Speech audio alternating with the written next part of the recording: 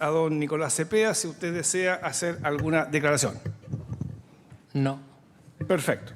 Depuis 3 ans, il ne lâche rien, pas un mot.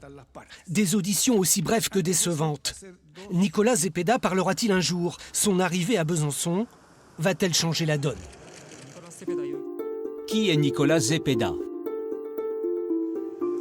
Nicolás Cepeda est le fils d'une riche famille du Chili. Son père est un cadre de Movistar, un géant des télécoms. Le jeune homme âgé de 29 ans est diplômé en gestion des entreprises. Il a étudié au Japon, où il a rencontré Narumi.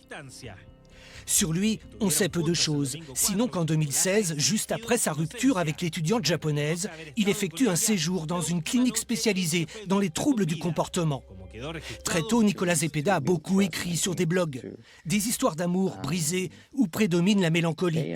Ceux qui l'ont connu le décrivent comme très intelligent, sociable, mais possessif. Que lui reproche la justice française? Nicolás Cepeda est le seul suspect dans cette affaire. La justice française le soupçonne d'assassinat avec préméditation et dissimulation de corps. Cepeda est effectivement le dernier à avoir vu Narumi dans cette chambre 106 de la cité universitaire de Besançon.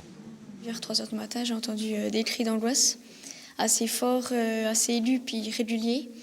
Et j'ai aussi entendu des booms sur les portes, les meubles. Dans la nuit du 4 au 5 décembre 2016, Cepeda a très vraisemblablement étranglé la jeune japonaise. Les enquêteurs ont reconstitué son emploi du temps minute par minute. Ils parlent de lui comme d'un petit pousset qui aurait, malgré lui, semé des dizaines d'indices. Ils considèrent qu'il est clairement venu en France dans le but de tuer Narumi. Quelle sera sa ligne de défense? Il faut trouver le corps, c'est tout. Oui, c'est ça. 3 ans et demi après les faits, on ne sait toujours pas où se trouve le corps de Narumi Kurosaki. Sans cadavre, la défense peut facilement contester l'accusation de crime. Nicolás Cepeda a choisi comme avocate une figure du barreau parisien. Jacqueline Lafont a défendu Charles Pasqua, Alexandre Benalla et plus récemment Nicolas Sarkozy. Surnommée la torpilleuse de procédure, on ne sait pas encore quelle carte elle jouera. Mais en choisissant une avocate aussi capée, Cepeda montre qu'il se projette dans le combat judiciaire avec des moyens financiers importants.